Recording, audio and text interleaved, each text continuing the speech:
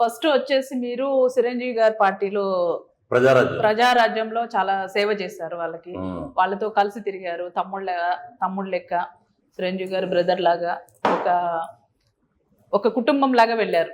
Cut చేస్తే మళ్ళీ చిరంజీవి గారిని దూరం పెట్టి మళ్ళీ జగన్ పార్టీలో తిరిగారు.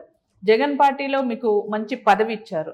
ఇచ్చిన తర్వాత ఒక 6 months కూడా అవ్వకుండా ఏదో మీ పైన అబాండం వేసి పంపించారు. అందులో నేను వినింది ఏంటంటే మీ వాయిస్ చెప్పడానికి ఆ లేడీకి ఒక 15 లక్షలు 10 లక్షలు ఇచ్చారు అని తిరుపతిలో నేను ఎంక్వైరీ చేస్తే చెప్పారు. అది నిజమా కాదా? నిజమే.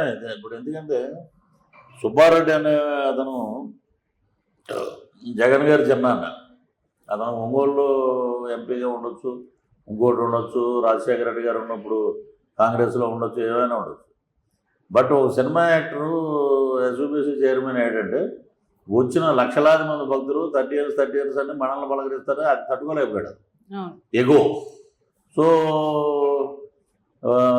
నా వాయిస్ని పెట్టి అదే వాయిస్లో పెళ్ళి అయిపోయింది, శోభనం అయిపోయింది, ఇంకోటి అయిపోయింది అనేది పెట్టేశాడు. అసలు ఆ అమ్మాయి ఎవరు ఇంతవరకు తెలియదు, ఆ వాయిస్ ఎవరు ఇంతవరకు తెలియదు. సో ఇలాంటివి జరిగినాయి. సో అక్కడ కుటుంబాలు బాధపడతాయి, మానసికంగా ఇబ్బంది పడతారు. ఇంట్లో ఆడపిల్ల ఉంది, ఇంకా అక్కడ దుబాయ్లో ఆడపిల్ల ఉంది. వీళ్ళందరూ పిల్లలందరూ బాధపడతారు, బంధువులు బాధపడతారు. ఎదురుకుండా ఏం చెప్పలేని ఇది. తర్వాత ఏదో ఒకటి మాట్లాడవచ్చు, ఇది ఏదో ఒకటి ఇంకా అలాగా ఇబ్బందుల్లో ఉన్న టైంలో కరోనా వచ్చినప్పుడు కోటేశ్వర్లు కూడా ఒక ఆయన మొన్న జగపతి